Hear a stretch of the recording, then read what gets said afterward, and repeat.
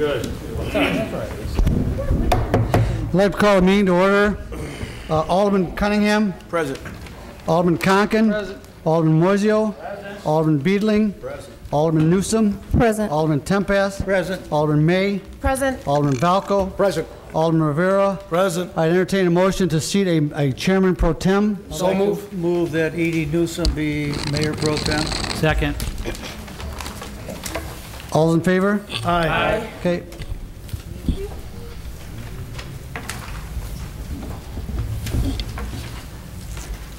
Can we all rise for the invocation and pledge of allegiance?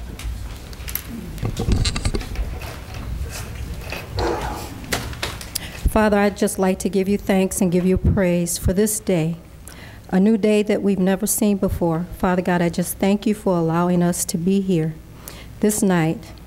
I just ask, Father God, that you would lead and guide and direct our paths this day. As you said in your word, if we acknowledge you, you would direct our path. I ask, Father God, that you would help our police and fire as they serve and protect our community. And I also ask, Father God, as we conduct the business of this city, that you would lead and guide us. Help us to understand what decisions that we need to make.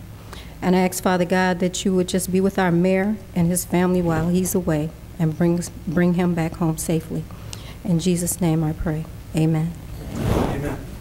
I pledge Allegiance to the flag of the United States of America and to the republic for which it stands, one nation, under God, indivisible, with liberty and justice for all.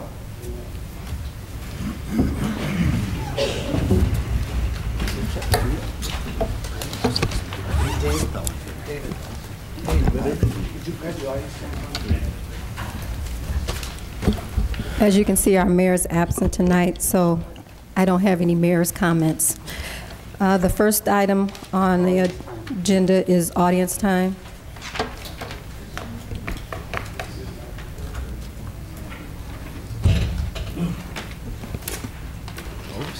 The first name we have on here is that Stephen Fox? You can come to the podium. Give your name and address, please. Hello, everybody. I'm Stephen Fox. I'm from the 4th Ward. Live in the building 10 North Sheridan, also known as 102 Washington. I'm here tonight to bring it to the council's attention and like to ask for some thoughts on the motion passed on the February 22nd regarding Section 21-166.1, which is the monthly parking permit for city garages increase. It was formerly $30 fee. Now it's gone up 100% to $60 fee per month. I know some of the city council may be aware that there have been a number of problems with that building, including all kinds of code violations, lack of a rental license at the moment. As a resident of that building, not only do I have that happening, but I'm also getting hit on the parking side, that I have no choice but to park in the city garages because there's nowhere else to park. Recently there was an arrangement with the building and the city for the lot that's not the garage in between the building, Lot E. And that was, from my understanding, no longer viable, and the city is looking to sell that lot. That now puts us, residents of the building, to be forced to park in the city garage. My also understanding from talking to City Clerk Mr. Motley is that the city's looking to sell that lot. Overall, I just kind of feel like I'm getting hit from both sides, both from the living in that building as well as from the city. I understand there's a budget crisis. I would expect some sort of inflation per fiscal year, but 100% kind of seems like more than inflation. And I just ask that you reconsider that ordinance and changing that, or working out some sort of deal with that building management in order to keep residents in there, because I know, going forward, trying to get new residents in there, and they have to pay $60 a month just to park, over $700 a year. I think that'll be difficult to get residents in the building, and then without residents, it'll be continually hard to keep that building up to snuff and promote, more people moving to downtown Waukegan and supporting the arts and all the restaurants and everything like that. That's all I have to say. Can I ask you a question? Yeah. It's in my ward. Has it been solved who owns that building yet? No, it has not. I suggested to one of the tenants in there that perhaps you might want to write a letter to whoever claims ownership. Agreed. If it were me, I would put my rent in a escrow account in the bank until ownership is settled, because if you end up paying the wrong person, do you get your money back? I completely agree, and there are some actions like that going on. They've begun recently, and I would like to keep the two things separate. They are related, and I understand there's severe issues between the city as well as the building ownership, as well as the residents, the owners of the condos in there, and the building ownership. But I came today before the city council more about the issues of having downtown residents having a place with affordable parking, trying to support growth in downtown Waukegan. Well, you're right, the city is out of money right now. I do understand that, but it's a recession for all of us as well. The clerk informed me that the rates haven't been raised in how many years? 10. 10 years, so I don't think the city's going to do anything about the parking for now, because we are out of money. If I may comment, Mayor. Alderman Tempest. I got an email the day that the building was supposed to be inspected. Okay. It was a nasty email, so it's not my ward, but I did go down there. I got a lot of time on my hands. So I went down there. I parked on that lot. And I went to put money in the meter, and there's duct tape all the way around the meters. Correct. So I said, wait a minute. Maybe I can't park here. Maybe it goes. I thought when we designed that building in the beginning, I thought that the owner of the building took over those and paid us a place so that he would have parking for the building and paid the city so much money to lease the lot. So I backed up and I looked again. There was no signs, private parking lot, nothing. So I called Mott, my parking administrator, Clerk Motley, and he got on it right away and got the tape off the meters and said there was a problem with the building, not renting those spaces anymore for their. But I believe the owner of that building should provide parking, and I thought we had a deal with the owner of that building to pay for so much for the whole parking lot for the people in that building, because. Larry, what happened was we had an agreement with the owner. Okay. There's been so many, I can't tell you which one it was. But we did have an agreement. He didn't pay us for 9 months. Okay. So we vacated that agreement. I put the meters back in the lot. I asked the person who's got it now to move his people into the parking garage with monthly parking passes. I had a long conversation with him. That was agreed to. He never, and I think you and I talked about this. Correct. He never translated my conversation with him to the tenants. So the tenants didn't know what they were going to do. Correct. And so that's basically where we're at right now. Well, I believe my own self, if they're going to rent those places, they ought to have a place with, I believe our code says 1.5 per unit. Parking space is supposed to be provided. Well, they did do that. In their parking agreement, they did provide parking, but no one ever paid for it, so we pulled the agreement. Well, something should be worked out with the owner of the building for him to provide parking on some type of place. And to Alderman Tempest's point, I paid for parking every month. I also paid, rent every month. They didn't pay utilities, so we didn't have hot water or heat in the middle of April for 4 days. So, I mean, the residents paid for the parking. The landlord or the owner at that moment didn't pay the city, and I am as frustrated about that as the city council and Mr. Motley is. But I do feel like there could be some arrangement with the city in order to secure parking spots for tenants living in the building. Otherwise, this will continue to be a problem. I feel like the building is not going to get rented out and max the capacity and support downtown Waukegan unless there's some sort of arrangement, as you would find typically in a high-rise or downtown. That's all I have. Okay. Thank you. Talk to him. The next person is Neil Lat. Latch.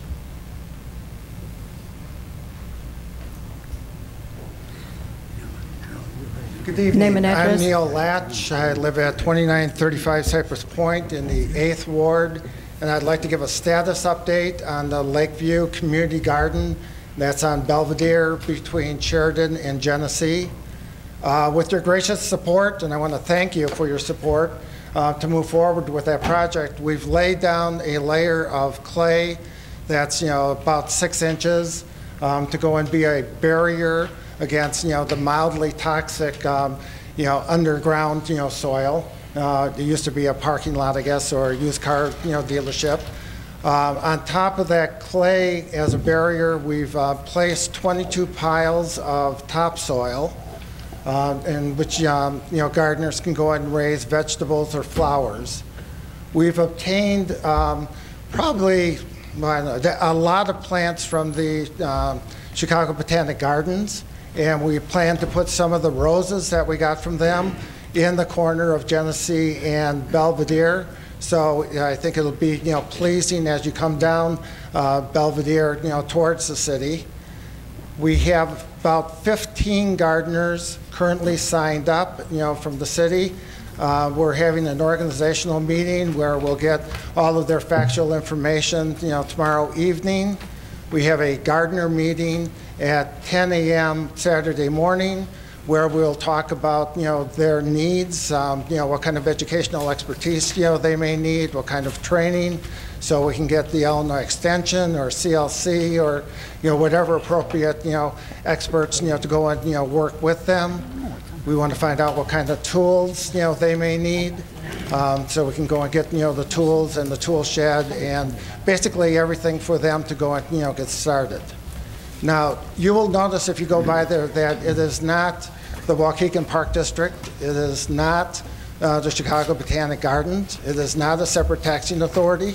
It's people like myself doing this in my own time to go and create this garden at no cost to the city. And we want to go and make this a jobs program that hopefully we can continue at no cost to the city. But that doesn't mean that we can move forward without your support. If you become aware of anybody who has some clay or some topsoil or some lumber or some plants, if next spring when you're culling your garden, you go and you separate some of your daylilies, we'll take them and we'll use them down to Lakeview Garden. Once we get that built out for probably about 50 gardeners, then what we'd like to do is expand into other vacant lots. We understand there's just about 200 vacant lots within the city, so we're blessed with plenty of places to go. You can't do this in Glencoe or in Winnetka very easily. Okay, would like to go and have maybe 2 community gardens in another ward next year, maybe a rose garden. Okay, wouldn't mind a little competition between the wards. Okay, and put more Waukegan residents back to work in urban agriculture. Thank you. Madam Chairman. Alderman Cunningham. Sir, as much as I appreciate what you're trying to do in beautifying our city, I had reservations about your community garden at that location. I've reserved not to bring the complaints that I've been receiving because I have not really been updated. And I hope in the future, when you do expand out to other wards, that you include the alderman. This alderman was only given a sample or some type of pamphlet saying what you're going to do. I was never consulted from the very beginning. We was never sat back and went into community meetings to discuss how these things will affect that particular area. These things never happen. I was a little disappointed that that happened, but sometimes in the first ward, people tend to want to do what they want to do anyway. That's why we speak up a little bit more louder than others. But I would caution you, as you move forward this process, get the alderman involved from the very beginning. I don't think it's wise to bring it to them on the council floor and says, can you pass this? We need it right now. And as long as it may have taken to get to the point where you're at, it was not the prettiest thing to watch over the last 2 or 3 months. And from my understanding, when we passed this on the council floor, I was led to believe you were ready to go right then and there. Now we're 2 months into this project, and you're kind of just now going on. I wish you all the success in the world, and I hope it becomes as beautiful as you want it to be. I still believe that a flower bed would have been best there. I truly believe that, considering where it's at, and it still will stay in scope of what you're trying to do. However, as you move forward, I will caution you, please get the aldermen involved in it, because when those calls come in, they don't go to a committee. They don't go to, that they come directly to that particular alderman or that area. And I did feel a lot of calls there. I kind of put them off. No, I shouldn't say put them off. I informed them what the goal is in the long term. That's all I would have. Thank you, sir. Right. And good luck and success in your new venture. Thank you for your input, and maybe I could make a side appointment with you and sit down and explain in more detail where we're at and where we're going. Absolutely. We appreciate that. Thank you, sir. Like Mayor, if I could make a comment to him. Alderman Tempest. I love the garden, I really do. It's relaxing. And my hat goes off to you. I did vote against it. I wanted flowers or just flowers because of the impact of bringing dirt and everything else. I really think your efforts are great, and please continue, but we really need, there are a lot of good backyards that are conducive to gardening. And if we can get people starting to get their backyards with a garden going again, I think if we could push that a little more than a community garden, because here are they, an individual effort on their own soil, in their own yard, growing a garden. I mean, it's very rewarding, very relaxing, and it's fun, Yeah, I think if you look at the history of community gardens, back in about 1904, community gardens were a big thing because of tuberculosis and getting kids out into the playground and raising food and getting exercise and just fresh air. During World War II, victory gardens were a big deal. We had gardens all over the place. If you look at the pictures of the city of Chicago, Grand Park, Lincoln Park, I mean, we're all community gardens at one time. Wasn't all flowers. It was food, because people during World War II needed food. I would advocate that people need food today. That with unemployment rates hovering between 5 and 25% in certain demographic groups in certain cities, there's places like Detroit, Cleveland, Seattle, Milwaukee, Chicago that are replacing manufacturing with urban gardening, are hiring people by the thousands, are creating bikeways, are creating connections with University of Denver, with University of Vermont. So it's a town gown type of situation, and it's becoming really the new manufacturing and the start of the green technology. So it is fun and it is relaxing, but in Milwaukee, and Growing Power is also a good paying job for 60 people, and with the $400,000 grant from the city of Milwaukee, Growing Power is hiring 150 more people. And with a $4.9 million grant for Milwaukee and Chicago to study food deserts. You notice they skipped over North Chicago and Waukegan, okay, because we're not doing anything. They're doing it in Milwaukee and they're doing it in Chicago. So $4.9 million worth of USDA grants that's going through University of Wisconsin. This is the type of economic opportunity that's out there. So it's more than just flowers, it's more than beautification, it's more than a relaxing pastime to raise, plants and vegetables to feed your family. It's the new sort of GM, the new manufacturing, and I would personally like to have Waukegan be part of that. Thank you. Thanks. Mayor, if I can make a comment, Alderman Cunningham, definitely I agree. If you're going to be working in each respective ward, you should definitely contact the alderman.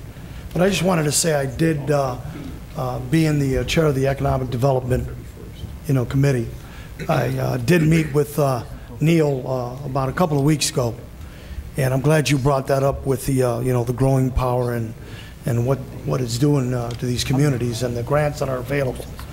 So yes, definitely I would suggest that you meet with the alderman and explain what you explained to me, becomes very knowledgeable. So I just want to let everyone here know that I did have an opportunity to speak with Neil in regards to the growing power in the urban gardens that's happening in all these communities. So thank you. Thank you. Todd Benning.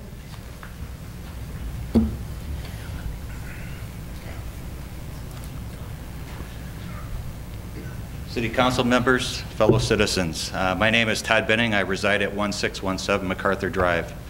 And basically what I want to speak about this evening is communication and stepping up and being responsible and representing U.S. values.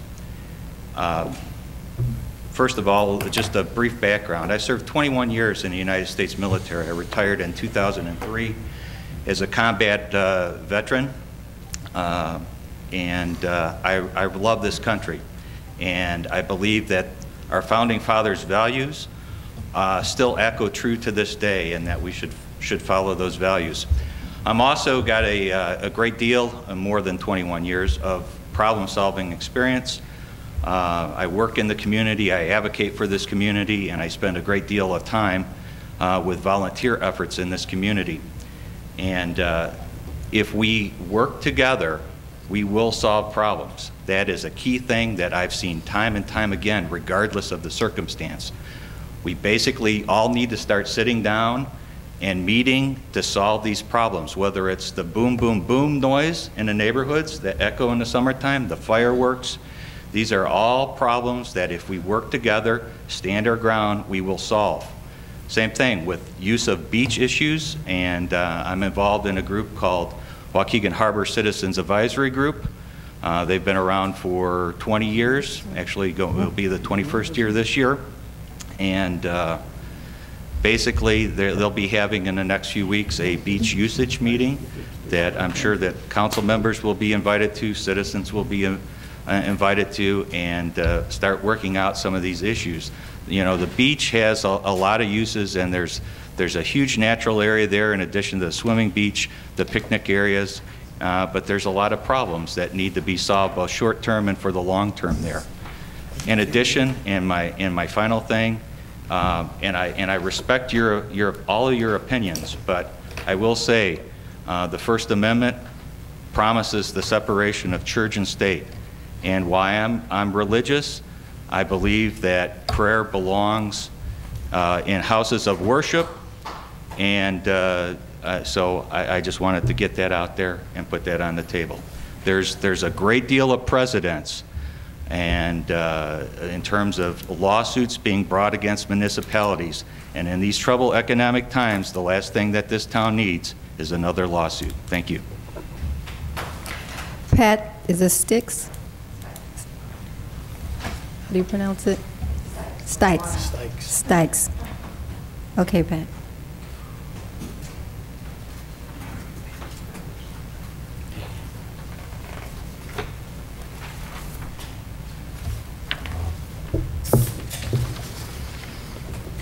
Hi, I'm Pat Stykes. I'm at 2431 North Lewis, and I'm here tonight to talk about Waukegan residents for a city manager. And I'd like to tell you some of the benefits of having a council manager form of government. And they are that the political power is concentrated in one governing body because the mayor and the city share the legislative functions. The policy making resides with the elected officials whose oversight of the day-to-day operations of the community resides with the manager. In this way, the elected officials are free to devote time and policy to policy planning and development.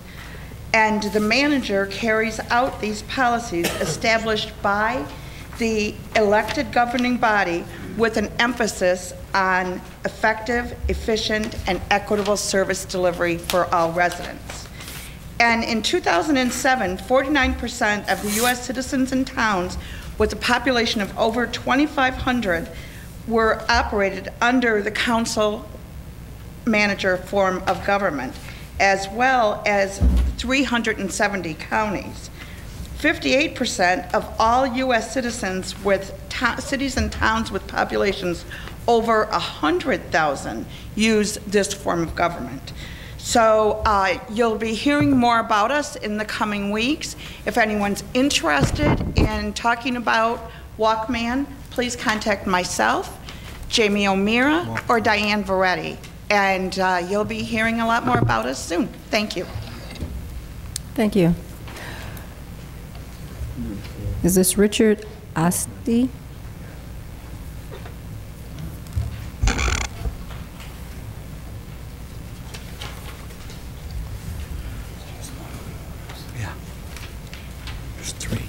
Good evening, Mayor. Good evening, City Council.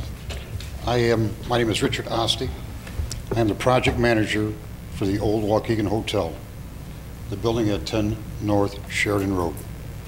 Last month, I'll Point LLC purchased 100% of the ownership of 102 Washington LLC from the bankruptcy trustee, and that was done on May 13th last month, 2011.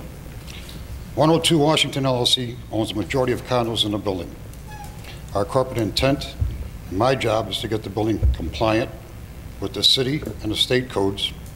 For example, getting the elevators licensed, getting a rental license for renting in that building, and to finish the build out on the building as needed. However, in the meantime, one of the cell tower companies located on our roof has filed a lawsuit disputing our ownership, as opposed to the interim owner that signed their contract. And until that litigation is settled, I'm not able to answer your questions. Tonight, I'm here because of our concern about the price of parking in the lot adjacent to our building.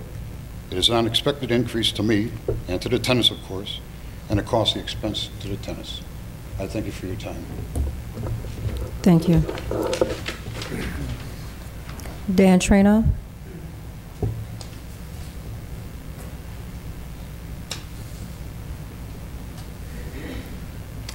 Hello, my name is Dan Trainoff. I live at 202 South Elmwood. I'm going to talk about a lot of things. Community gardens, they're fantastic. The social aspects of a community garden can't be beat. There's nothing but positive things about community gardens. I don't see how anyone could possibly be against them, especially when they're done on a voluntary basis. Aldermans probably should be a little bit more proactive in their duties, and that's all I'll say about that. Prayer doesn't belong here, sorry. First Amendment says so, separation of church and state. That was a bit insulting, and shouldn't have been done. I'd like to see, talking about gardening and yards, I'd like to see the city undertake a contest similar to, and I've said this before here to this body, bring it to the forefront again, similar to how the city used to give awards for Christmas decoration. And it would be front yard beautification. And each ward would be judge, somehow assemble a panel of judges, determine a winner in each ward, and see if local businesses can donate small prizes of some kind to give to those people for exceptional yard beautification. Yard care can be competitive. If you get one person to take care of the yard, odds are there'll be people nearby who want to keep up with the Joneses. It's the American way. City special event ordinance needs adjustments.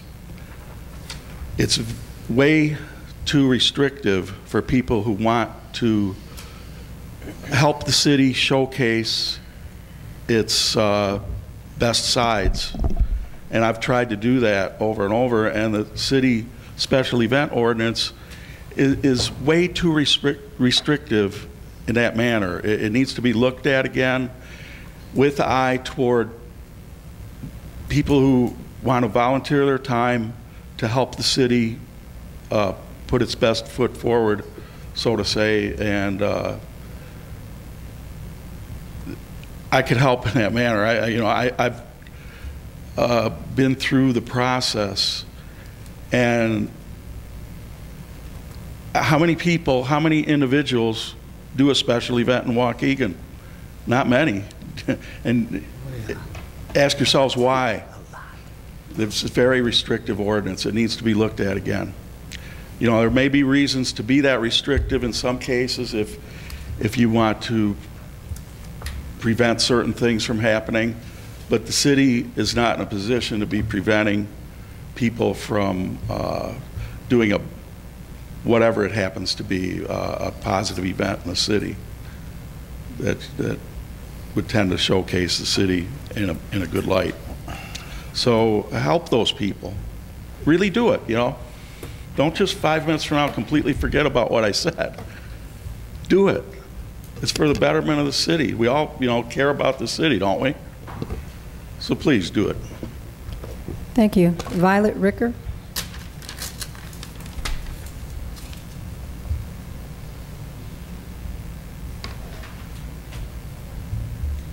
Good evening. My name is Violet Ricker. I live at 10 North Sheridan Road, and I'm also the executive director of Waukegan Main Street, our downtown development nonprofit organization. I'd like to thank everybody who turned out for Art Walk this past weekend and welcomed Lake Surf Designs to 118 South Genesee Street. We were very excited for their grand opening, and we had a great turnout. So thank you to everybody who was there. We'd also like to invite you to the Wine and Art Stroll, which is going to be July 30th. That's the next big event we've got coming up, and tickets are available by calling the Main Street office at 847-623-6650, and you can find out more information about that at waukeganmainstreet.org. And just as a personal note, I would like to thank my neighbor Stephen for being here tonight to speak about the building issues at 10 North Sheridan Road. I'd like to thank Dave Marion and Russ Tomlin, who have been advocates of the tenants in the building, and I'd encourage both City Council and those departments to continue doing that. I know the matter is being resolved legally through a number of different measures, but we appreciate your attention to it. And finally, just to say thank you to Neil and the community garden organizers. We don't have yards in 10 North Sheridan Road, and so we appreciate the opportunity to go do some gardening down there. So thank you very much. Thank you, Violet. Connie Trulio. Okay.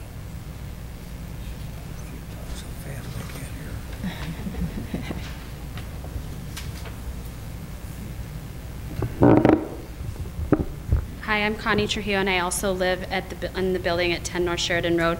And I just, for the council members, I just wanted to bring up a couple of points that maybe my neighbors hadn't mentioned so far. I've been probably in the building maybe almost as long as a couple of people I see here, going on 3 years now. And yes, the building has switched hands more times than one can count. We currently do not know exactly, or it has not been confirmed 100% who the owner is, so I will take your advice. Thank you very much.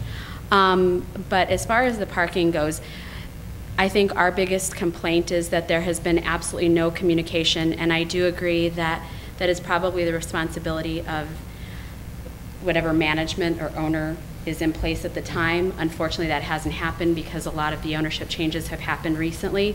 But I do feel like there is some responsibility on the city of Waukegan, and if that is specifically the department that handles parking, being the city clerk, I believe, to, you know, we're a block, 2 blocks away, some sort of posting or something in the mail to advise, knowing the change in the ownership for the tenants of what's going on with the parking situation there, because honestly, the truth of the matter is that we really never knew that that lot was leased to the owners of the building at whatever time.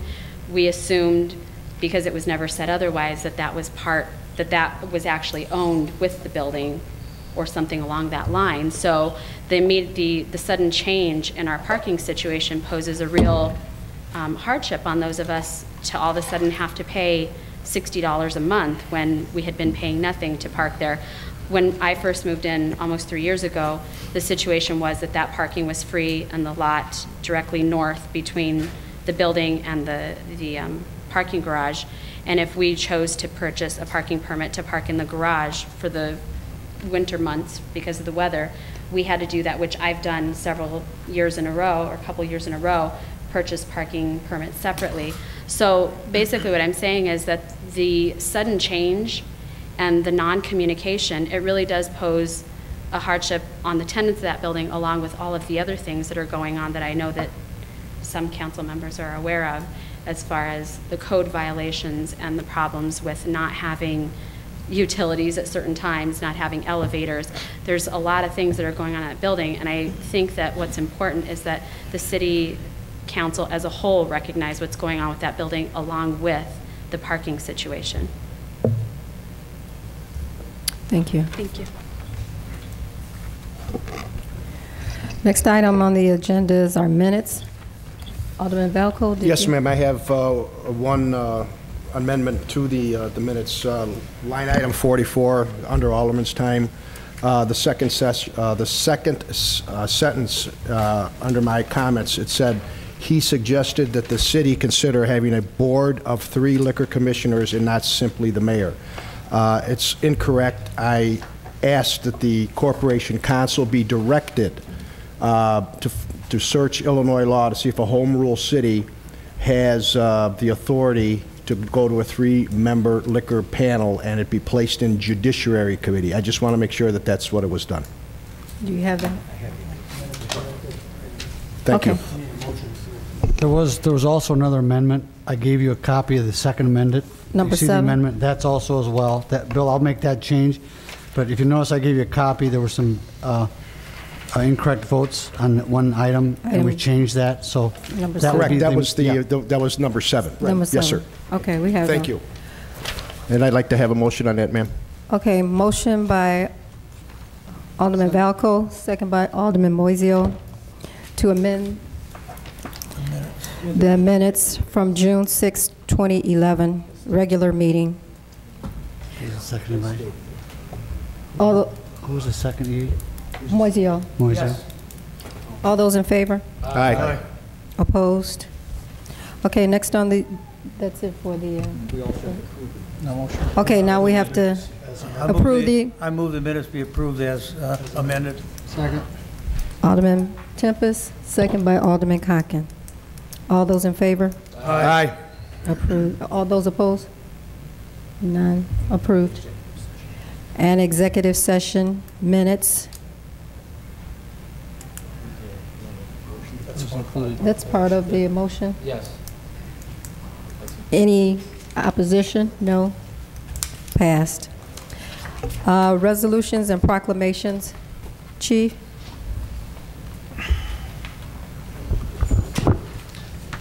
Thank you very much. Madam Chairman, council members, Representative Mayfield, I'd like to introduce our guest this evening, Tammy Chapman from Fight for Life, as well as I would also like to take and introduce Representative from the 60th District, Rita Mayfield. Representative, would you like to, we're going to take and skip this and let you go first this evening. So, I have a couple of certificates of recognition for a few of our fine, for some of Waukegan's finest firefighters. The first is to firefighter and paramedic Tim McGrain, and is in recognition of being recognized with the Firefighter Excellence Award, which is given to a firefighter for an act of excellence in the line of duty, demonstrating excellence, professionalism, and service to the citizens of the state of Illinois.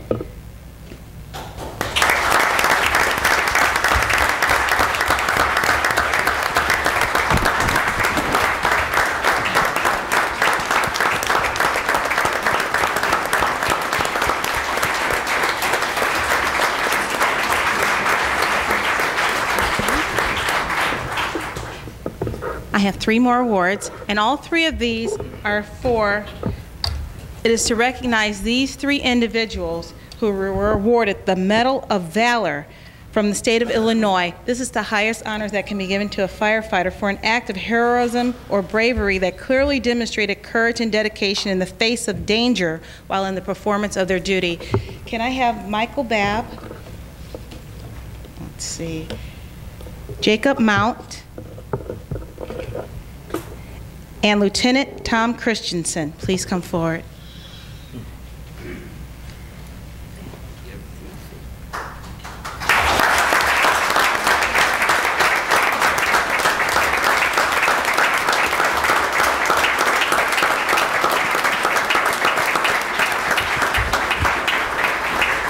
On behalf of the state of Illinois, everyone in this room, the city of Waukegan, I want to thank you for all that you do. It is because of you and individuals such as yourselves that that we are all able to sleep peacefully at night, knowing that we have individuals such as you should there ever be an emergency. I just thank you again, and give them one more round of applause, please. Thank you.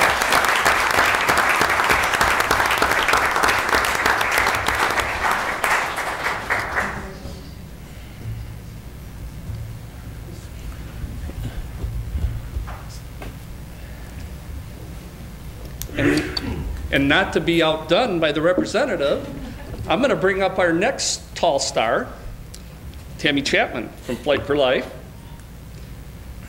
Also, as I introduce you in no certain order here, I'd like you to take and come and stand up here. Anybody from the 911 Communication Center? Waukegan Fire Department, step forward. Waukegan Police Department, if you were at a call, and you'd remember this call, it was at 3123 Concord Lane. It was back in August of 2010, actually on the 18th day at about 3:48. And these individuals were toned out for a call there, as well as could I have Lieutenant Scott DePaw and Fire Medic John Rickey from Gurnee, unless you had to run on a call? They had a call. Just, that's how typically it goes. Newport Township Fire Protection District firefighters Corey Connor and Josh Monroe. Step forward, please. And Tammy, would you like to introduce your stars? On the call that day on the aircraft was Patty Mitchell. She is the flight nurse, and she's also the base manager for our McHenry base. Scott Anderson was flight paramedic that day. And Gary Hicks was a new employee for us, and he was riding a second paramedic, Scotty teaching him everything he knows. And the pilot couldn't be here today, Jerry Nodowitz. He's actually on duty. And normally, you know, we call the plays every day. We have over 10,000 calls. As a matter of fact, I think Waukegan was Flight for Life's 10,000th call. And we call the play, and normally we have 11 men on the team, or 15 men on the team, or 20 men on the team. But in this case, we had to call a heck of a lot more individuals to take and accomplish what we needed to accomplish this day. And just to recap what we accomplished, and before we get into this day, 2 young individuals are alive and back in school, hopefully in August again. And it's to their credit that these individuals are with us still. So Tammy, would you like to take it away?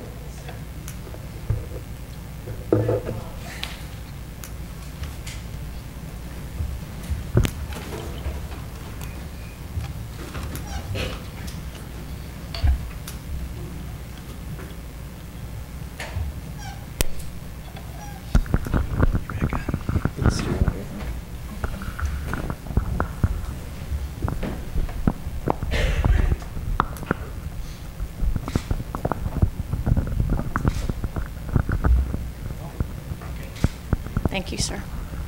Good evening. Thank you, City Council. I know you guys probably can't see me. I am down here. Thank you very much for your time this evening and for allowing us to be here. And to all of you in the audience, thank you for being here tonight. This is the 17th annual Scene Call of the Year Award presentation that Flight for Life and our McHenry base is doing. Waukegan Fire Department, as you all know, is a full-time fire department. And we give an award for a full-time, we give an award for a combination department that may do paid on call, paid on premise, and volunteer together. This is the first time that Waukegan Fire has won the Scene Call of the Year Award. We're going to just catch up here. All of the individuals that made it possible for those 2 children to go home to their family, most of them are here today. It is a team effort. It doesn't happen by accident. It doesn't happen without planning. It is a huge monetary effort, which you guys all know, to put boots on the ground, to give them the training, to develop the teamwork that happens interagency. There's not just one agency involved here. It starts with dispatch. It goes to the PD, to the fire department, to all of the mutual aid or automatic aid agencies, folks like Flight for Life. We bring it all together in that chain of survival so that children, like what happened this day, go home to the people that they love. And it happens every day, and it happens because these individuals put the time and the effort and the education together to bring that to your community. That is incredibly important. Whoops. It's my first day with a computer. Not really. This actually, the picture you see here, if you guys can see that, was from a scene that just recently happened where Patty was actually the nurse on, that happened over the weekend. We come to Waukegan, not all the time, but when we do come, it is traditionally and typically for very acute patients who are very sick or very injured. So how we decide as a committee in our organization who gets this award.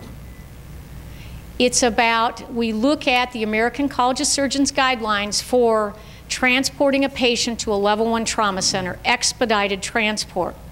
We look at when the committees do their voting, they don't know who the department is. It's not done by the McHenry base. It's done by one of our other 2 bases. We have 3 bases total, 2 up in Wisconsin. So everything is blinded out. No one knew it was them. No one knew the patients. All they knew is this is a particular call and what happened. So they look at how did the agencies work together? What did they do that went above and beyond the call of duty? If I could ask you to put yourself for just a moment into the boots of these all men on the fire department that are up here tonight, in their boots and going into a home that's on fire and they know that there are 2 kids in there. How many of you are parents? It is, I can't imagine being a parent and knowing my child was in a house that's on fire. And they go in, they put that behind them, and they go in to do the job, and that is to get them out and get them out safely, and them to be safe. And that was a team effort. It was Waukegan, it was Newport, it was Gurnee. Flight for Life came in after those patients were gotten out, and we took them to the resource that they needed. I happened to get from the chief a picture of the folks that got the certificates of excellence and the medals of honor. And what I want to do now is start you on this call. This is the home that caught on fire. A call comes in, since we don't have dispatch, I'll pretend I am. A call comes in to the 911 from a neighbor. House is on fire, there is smoke, and there are kids that are screaming. That dispatcher had to be very calm. I heard the call. Very calm, very cool, asking questions, you know, going to that process. They dispatched the PD and the fire department. What I'm going to ask now is that Deputy Chief Schmidt come up and talk a little bit about what happened when you guys arrived on scene. Thank you. My name is John Schmidt. I'm a battalion chief. I was the incident commander at this call that day. Came in the afternoon around 3:30. Again, typically not the time that we usually go to structure fires with children or anybody that's trapped in a house, but in a newer area of town on the northwest side of Waukegan, up in the mid-lane area. 3 engine companies were dispatched, one from Newport, one from Gurnee, one from Waukegan, our truck company, a rescue squad, myself, and an ambulance. When we got there, the engine company, which Lieutenant Christensen was on, told me that they had heavy smoke and heavy fires showing from the 2nd floor. I transmitted the communications that we did have confirmation from a neighbor that there were children trapped, possibly on the 2nd floor, but somewhere in the house. Definitely they were talking. Again, I heard the 911 call as well. The children were in there. We knew that. Large volume of fire on the 1st floor. And again, we put out the fire first and then actually try to search for those victims simultaneously, and that's what actually the ambulance company did. Again, working as a crew, and that's how we train every day, to work in crews of 3 or 5, or actually in a station, which would be 5 guys. When they got there, again, when I'm transpiring right here, took about 6 minutes until everybody here was totally involved, including calling Flight for Life. So within probably 90 seconds, the fire was knocked. The stairs in the home going to the basement were completely burnt away. So you open the basement door, which the basement door was gone as well, and there were no wooden basement stairs anymore. That was the volume of the fire, which is immense because it's all wood, it's all dimensional lumber, burns very, very fast, very, very, you know, hot, nice and dry. The entire, this is a 3,000 square foot home, entirely filled with smoke from top to bottom, every floor, and I'd be lucky to see my hand in front of my face this far. Again, they were fighting a fire blindly, and that's actually how we train, as well as searching for people. We do it blind, masked out, blacked out masked, try to find people, because we go on our instincts when we search for victims, and that's what the men of Station 5 did that day. Jacob Mount was up on the 2nd floor, along with Mike Babb, doing a primary search, which they're trained on yearly. They were able to locate the victims on the 2nd floor in the bedroom, one then the other, and if we find one, we hand it off to the person that's closest to us, closest to the means of egress. They were able to get out of the building, and again, both of these children were breathless. One was without a pulse. Literally in God's eyes, that child had already gone to heaven. And again, we kind of stopped that progression. When we got him to the ambulance, we did our basic life support, then advanced life support, putting tubes, not only IVs in their arms, in their legs, tubes down their throats, waiting for Flight for Life to come, because all of us knew at one time anybody in this type of situation needed to go to a burn center, where eventually they both went.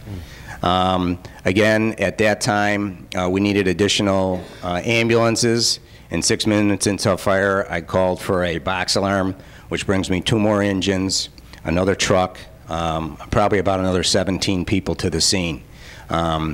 Initially, we were also told that there were 3 children, and repeatedly, they were 8, 7, and then a 3 to 5-year-old. And I repeatedly had to send engine companies and squad companies, all of which were fathers, back in to say, there's another child in there. You don't come out until you find that kid. Once we got outside, Jacob Mount found the 2nd child, handed it to Lieutenant Christensen. On his way out, he started mouth-to-mouth resuscitation on the child. And in this photo, if you can see it, just to the right of those guys where all that debris is on the ground, that's where he started CPR on the child and waited for the additional ambulance to come, because at that particular time, our 2nd ambulance wasn't there. So they were trying to save their life, along with Tim McGrain, who was the engineer. Now his responsibility is getting the water, making sure everything's running smoothly so we can put the fire out, as well as assisting the 2 paramedics and the 2 firefighters and the lieutenant that were working on that child. Meanwhile, 2 other firefighters and paramedics were in the back of the ambulance that was initially dispatched to that location, and they were working on that child as well. All right. Again, this all took about 20 minutes until the helicopters got there. We had additional people land the helicopters on the, we had a stop play on the golf course, and they landed the helicopters right on the golf course. So it was pretty spectacular. And again, you know, everything came to, God was on our side this day. Everything worked. The camaraderie and the teamwork, everybody knew what they had to do. Nobody had to be told what they did. And again, we were very, very lucky, and those children are here today to prove it. Thanks. I'd like to have a member from the Newport Township Fire Protection District step up, talk just a moment about what they did when they arrived on scene. I'm Josh Monroe. We arrived on scene. They waved us up, as fast as we could between the fire engines, and we saw the firefighters working on the child. We got him in an ambulance, and we knew we had to tube him because his airway would be swelling up. And we worked on him, and we got a pulse back on him. We started to tube him. And eventually we called Flight for Life. We got him in the helicopter. Everything went well. Of course, thanks to the firefighters that found him. We're lucky to be involved with this kind of save. And that's all really I have to say.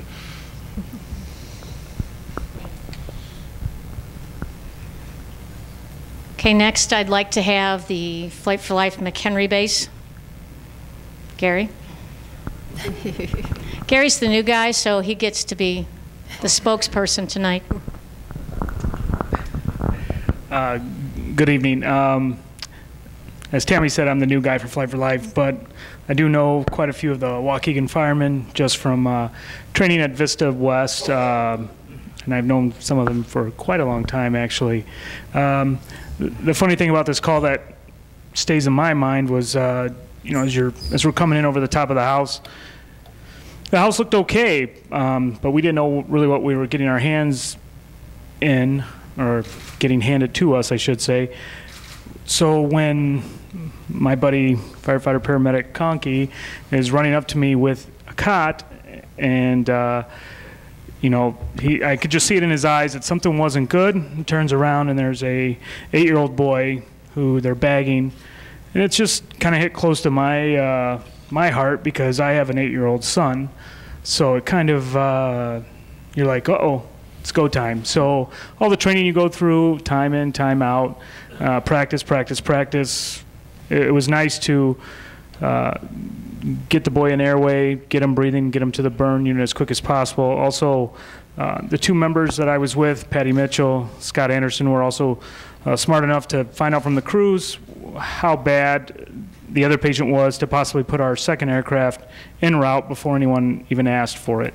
So in my eyes, we just, yeah, we came in to pick up 2 children or 1 child, but honestly, the firemen behind me, paramedics behind me are the ones who did the greatest job of all, who ran in and grabbed these 2 kids who were not breathing. So that's really all I have, unless there's anything the flight crew wants to add. But if you could, just give a round of applause to the Waukegan Fire Department, please.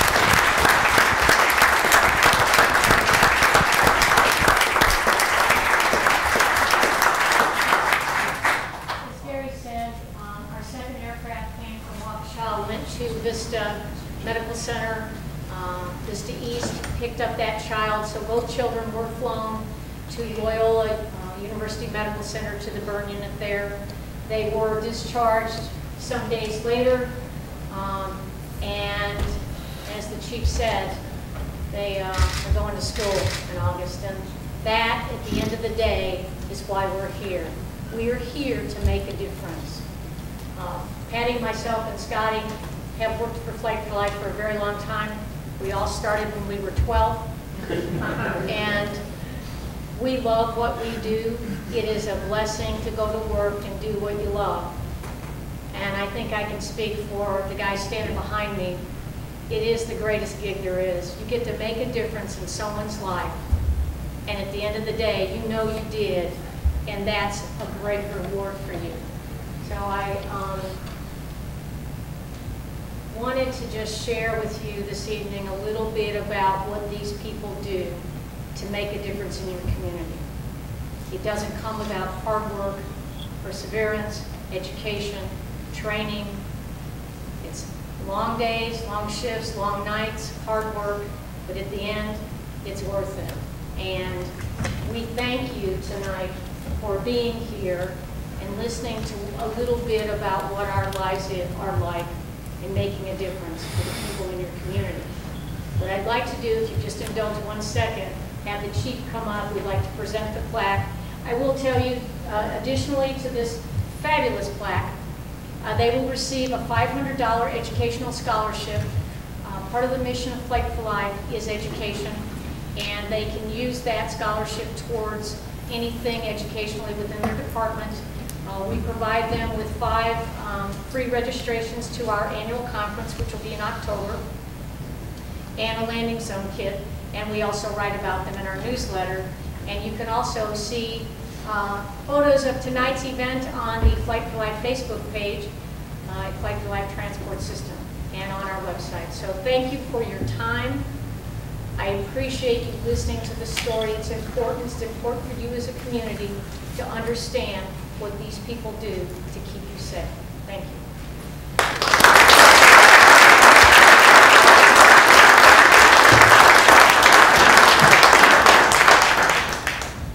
Yeah, thank you. No, I missed that photo. I'm also the photographer too, so except him, he's got the good ones. Oh, they're nice. You go right in the middle. You go, sir, and I'll follow behind you. So, Chief, we want to present this to you on behalf of Flight for Life, recognition for the wonderful job you did. And this is meant to help. Amazing. Well, your department, yes.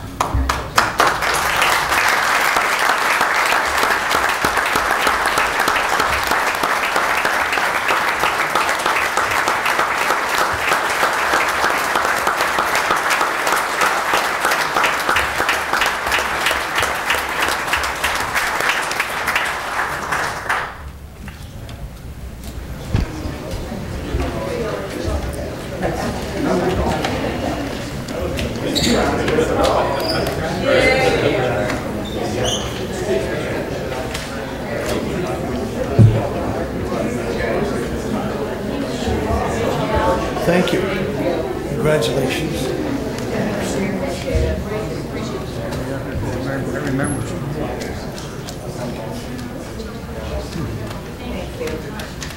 Thank all of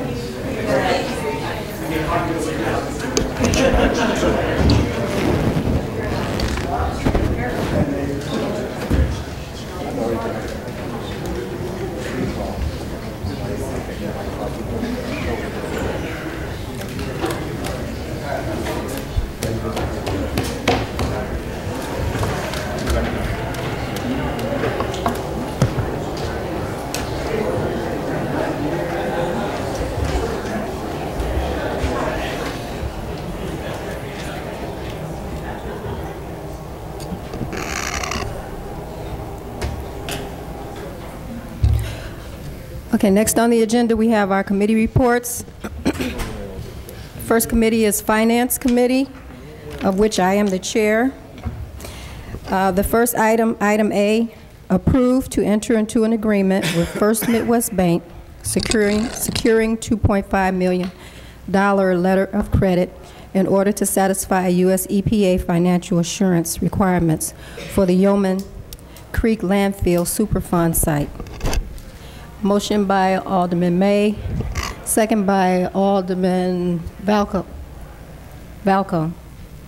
Roll call, please. Alderman Cunningham. Aye. Alderman Conken. Aye. Alderman Moiseo. Aye.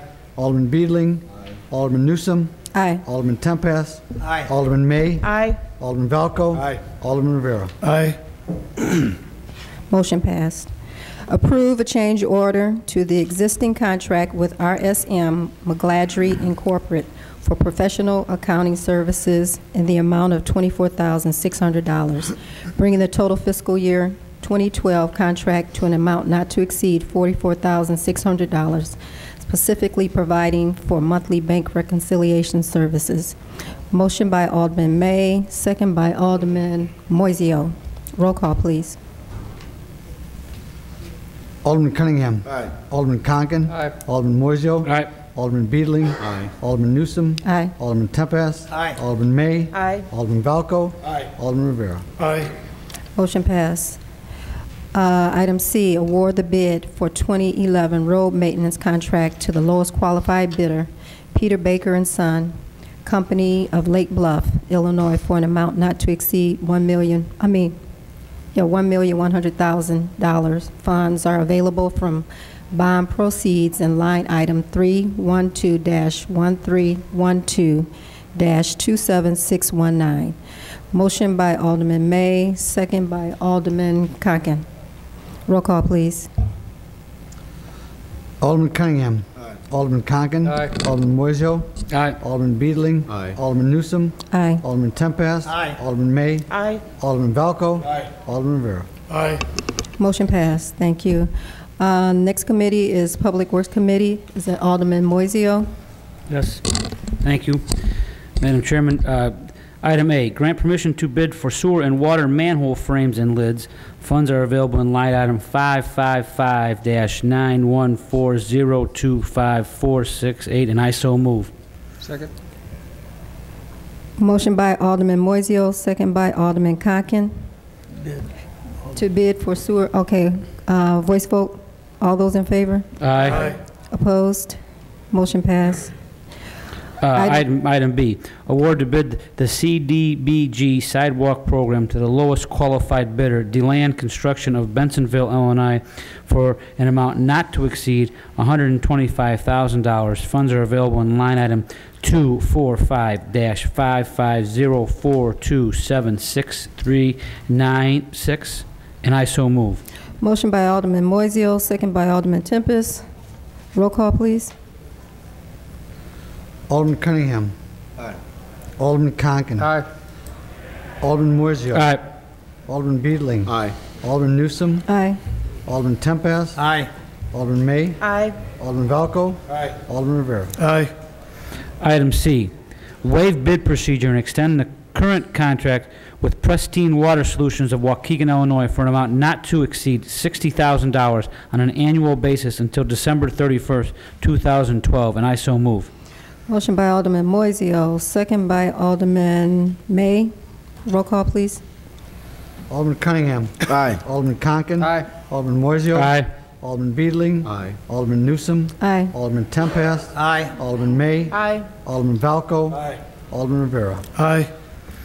Item D, grant permission to draft specifications and advertise for bids for the sidewalk program. Funds are available from bond proceeds in line item 312-131-227-620, and I so move.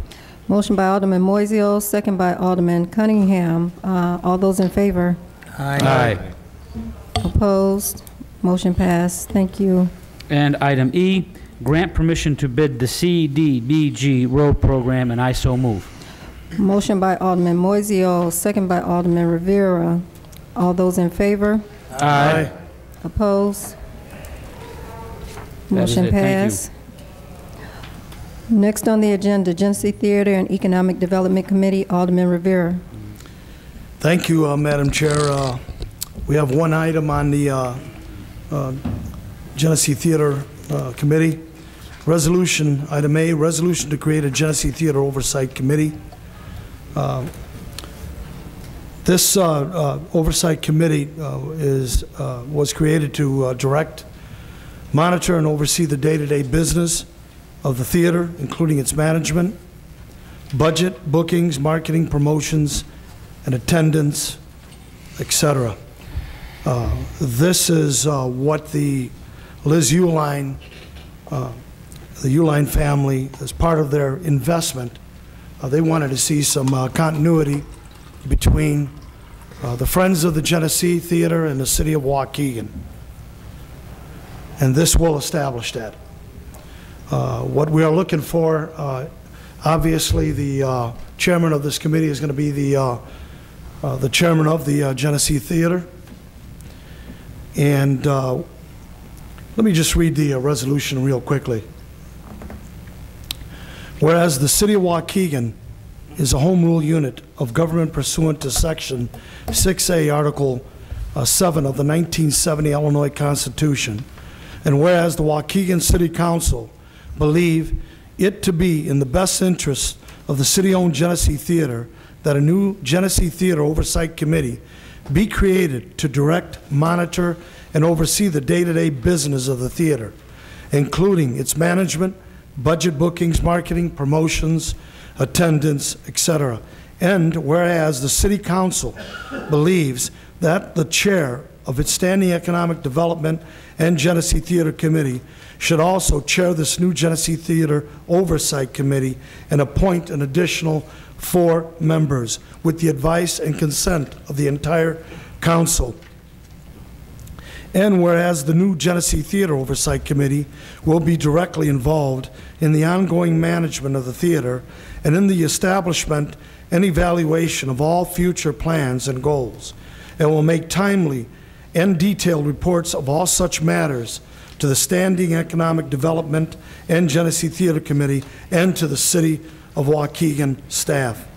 Now therefore be it resolved by the City Council of the City of Waukegan, Illinois, that a Genesee Theater Oversight Committee be hereby established in the foregoing manner to perform the aforesaid responsibilities, and that the appointments to this new committee be brought to the City Council for approval no later than the second city meeting following the adoption of this resolution. And again, what we're going to be looking for in this committee, obviously a person, an accountant, CPA accountant preferably, an attorney, a person that, like Brian Schenker, who is the marketing director for Uline, to be a part of this committee. And I believe that would definitely help in terms of watching how the Genesee Theater is spending their money.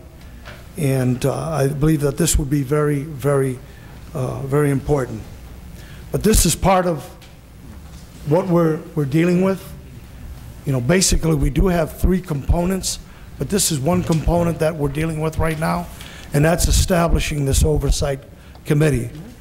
The other components are obviously the negotiations with the management committee, SMG, that we're working on, and also we're working on the revised budget. So those are the three items that we're dealing with. But first, it was important that we create this oversight committee. With that said and done, I entertain the motion to adopt this resolution to create the Genesee Theater Oversight Committee. And I so move. I'll second it. Motion by Alderman Rivera, second by Alderman Valco. Do we need a roll call? Madam Chairman. Hold on. Alderman Cunningham.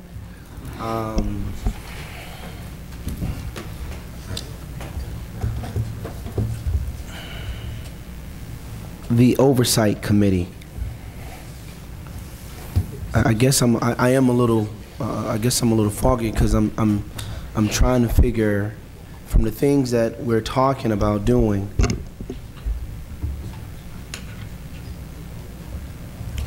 Doesn't SMG, aren't they held accountable for some of these items already? And if they're not, then SMG is really not doing what we need for them to do, even from an operations standpoint. And that's where I'm getting kind of, you know, when you say day-to-day operations, when you say marketing, when you say all of these things, we should already have an accountability for. And we should be able to go to them, either from the chair standpoint or from the mayor's standpoint or from Noel, whoever that is, and then she or they should be able to say, why aren't these particular things happening? What I would like to establish is some goals for them first. Just to watch their day-to-day operations is fine, but let's establish some goals, and then let's monitor the goals to the oversight committee. I mean, you're talking about taking on an operation. What is that budget? $1 million, $1.5 million operation, and I don't know if a committee being in there every day is going to be able to do that. But if we establish some goals for them, then I would like that committee to oversee those goals and make sure they're being met. And if they're not being met, then we can tell SMG, you're not meeting these specific guidelines that we gave you from the oversight committee, and move forward. And maybe I'm not getting it all here somewhere, but that's where this is a huge undertaking for just a ad hoc committee, it's kind of what it is, or a standalone committee to be overseeing.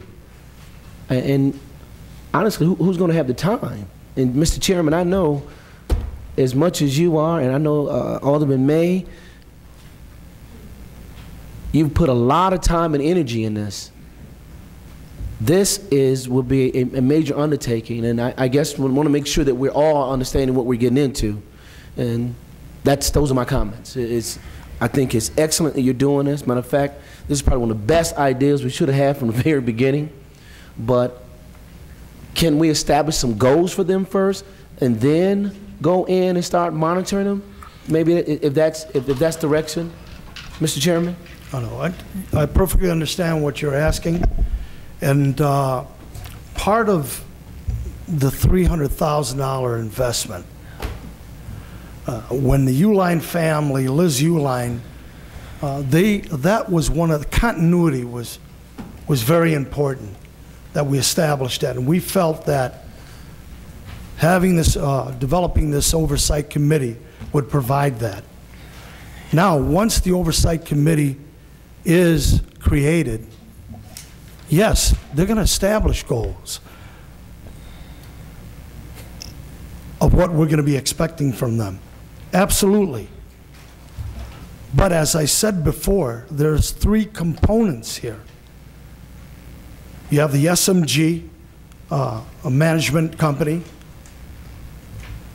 and you have the budget, the revised budget that we're still discussing, trying to get some questions. I had a meeting with Gary Zabinski last week, and we went through some of the questions that the committee had. We went through why are we having such a high utility bill. For example, 25% of their expenditures, that's pretty high when you have a $200,000 a year energy bill in that theater. One of the questions that I asked, are you looking into brokerage, energy brokerages? And yes, they are. That's something that we can deal with, because we want them now to go out and see if they can, better their, try to get better deals with their costs on utilities. Because right now, the city is not going to be subsiding, the money that they're looking for. That's why we need to establish this oversight committee. Yes, they're going to have goals, but now you're going to have accountability by looking over this committee. There's going to be accountability. That committee will address the Genesee Committee Theater. So we have to do something with this right now with the Oversight Committee. All the aldermen had this resolution in their hands for the last week. So that's where we're at now. Alderman May. I'd just like to add to what Alderman Rivera is saying, and I think another important function of this committee is to bring the different parties together.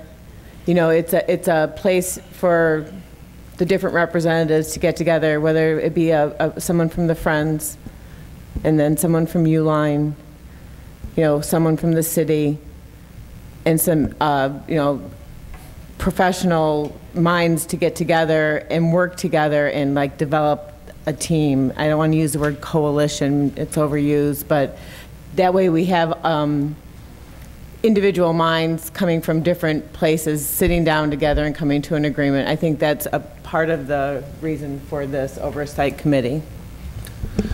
And if I may add one more thing, in any organization that we all are part of, we need to know who the decision maker will be. Will the oversight committee make the decision, the final decision? If there comes to where we want 5 shows, 10 shows, 7 shows, who will be the person who makes the decision? And that's critically important for any operation. So can someone answer that? Yes. First of all, the oversight committee is only making recommendations. We make the final decisions on this. The Genesee Committee Theater, then it goes on to the council. And the final decision is made by this body, That's who makes the decisions here. Well, and I understand that, sir. I guess from an operations standpoint, will the oversight committee be saying that, because you included management, budgeting, booking, marketing, a lot of these is what SMG is contracted for. So if there's something where the oversight committee does not like this, will you say, SMG, this is not where we're going, we'd like to go this direction? That's where I'm coming from on the when you said day-to-day operations, so I'm meaning that you're going to be in there. Can we overstep their bounds? Will production people have to come to the oversight committee? Then that's where I'm coming from. I'm assuming no? Well, when we start talking contract with the SMG Management Theater, those are some of the items that we'll be discussing.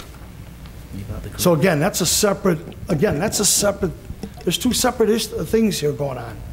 You know, and that's why this wasn't a very easy thing, because you had the budget, the revised budget, the establishment of this this oversight committee, and now with the negotiations with SMG. So those questions will be asked, no question about it.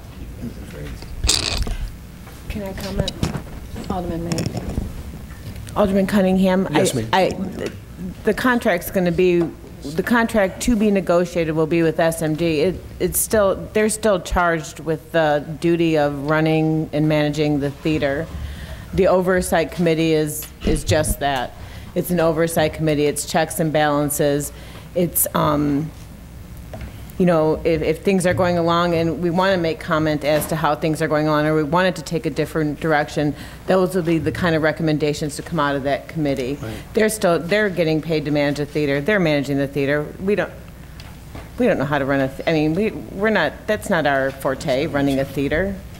You know, we're a city. That's what okay. Oh, okay, thank you, ma'am. Thank you, sir. Appreciate you. I would like to add, I think that this oversight committee, if I'm correct, will also be working with the Friends.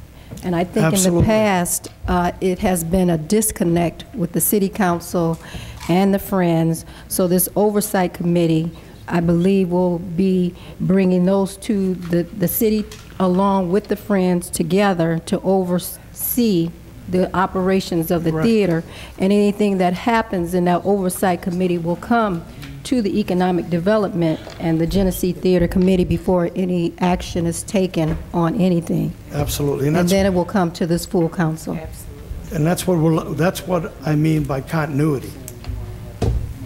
Alderman Beeling. If the Friends haven't been very effective up to this point, are we going to perhaps replace some of the Friends with new Friends? I don't think the city has any control over the Friends Board. But in the past, it has been a disconnect. So what we're trying to do with this continuity is bring the Friends, have them connect with the city, right, so that we're working on the same page. Who appoints if there's no theater, there's no Friends.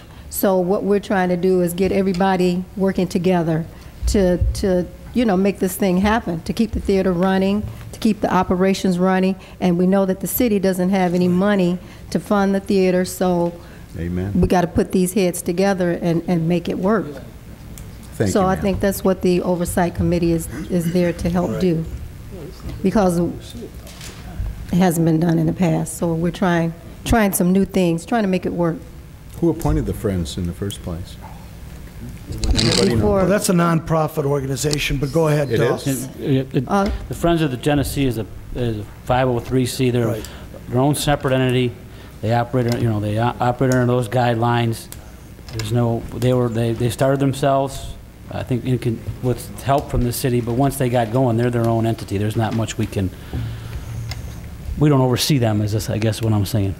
We could ignore them perhaps if we Well, choose. Alderman Newsom said it, but I said, does anybody understand if there's no Genesee, there's no Friends of the Genesee? But I think everybody's point up here is everybody wants the same. We, this new committee, I hope the Friends, the city, the residents of Waukegan want to see the Genesee Theater improve, get better foster, and keep going ahead. But up here, but the problem is, the city can no longer subsidize the city. We don't have the money. So we have to come up with another way to keep it operational, keep it going, and make sure that it's doing what it's supposed to. And I think, because we are the landlord, at the end of the day, we're the landlord. The citizens own it. So we have to make sure that it's being run the right way and it's doing what it's supposed to be doing. So I think this is a good idea to get this committee, again, I think the best thing was it helps connect. It helps get us to a common area. And the motion. So that's motion by Alderman Rivera. It was second by Alderman Valco. Roll call, please. Alderman Cunningham. I'm going to vote with the chairman of the committee. I have some reservations about it, but if he and his committee feel strongly about this, I will work with them to try to make sure this is successful. And I guess I'll ask my questions as we move along. Congratulations, Mr. Chairman. I'm going to vote aye also. I have a little concern also with the wording on the ordinance, but I agree. Alderman Rivera, good luck. Alderman Moiseo. Aye. Alderman Beedling. Aye. Alderman Newsom. Aye. Alderman Tempest. I don't vote aye, but Alderman Cunningham brought up some good points. They need to work on goals immediately to get going on it. Alderman May. Aye. Alderman Valco. Aye. Alderman Rivera. I vote aye, and I totally agree with Alderman Cunningham and Alderman Tempest. But once we establish this committee and know who we're going to have in this committee, then these goals can be established. That's great. Thank you. Thank you. Now we move to old business. First item, motion by Alderman Newsom, second by Alderman Rivera, to approve the appropriations ordinance for the city of Waukegan, Illinois, for the fiscal year beginning May 1st, 2011, and ending April 30th, 2012, as amended, held over by Alderman Tempest. I so move. Alderman. Are you ready to? Now we have item B on here, the same motion. Well, if I may explain that. If you remember, the mayor presented an appropriation ordinance to this body. This body did not vote on it right away, and we had meetings. We had meetings of 3 with Tina and her assistant going through it, and some adjustments were made to the appropriation ordinance downward. And So motion, item B is... I need clarification. I think your as first amended. motion, we never took the other one off the table. I believe, maybe Tina can explain that. I would gather you'd have to vote to amend the ordinance as presented.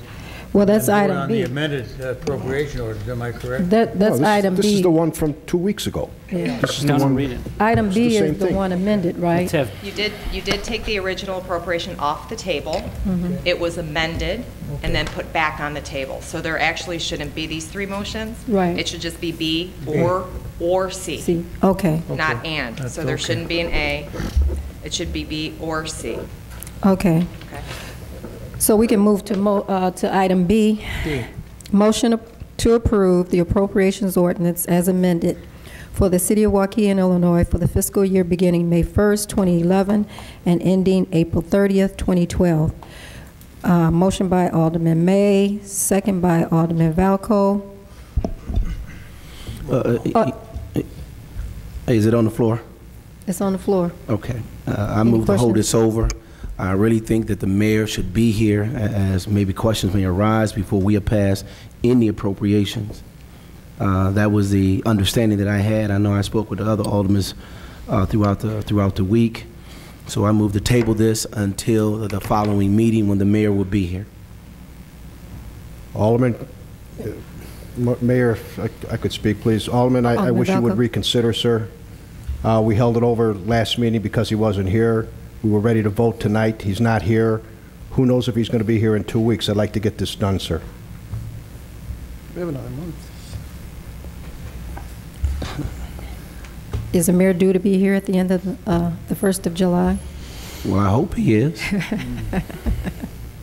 We have, Corporation Council, or Tina, do we have to have this passed by July 1st? Or No. August 1st? July 30th. July 31st. July 31st? The next thing on the agenda is that we can hold it over again if we can pass the extended appropriations for the 3/12. By July 31st, The what? if it's not passed. The We hold over B and pass C. Motion to approve You have until the appropriation first or is quarter of the amended? fiscal year, which would Oh, be the July amended. 31st, to pass the appropriation. Were you asking to pass the amended?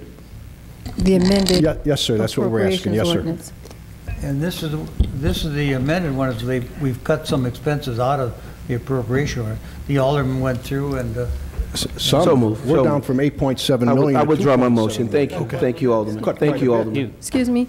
You, I withdraw my motion. Thank you. okay. Any more questions? Roll call, please.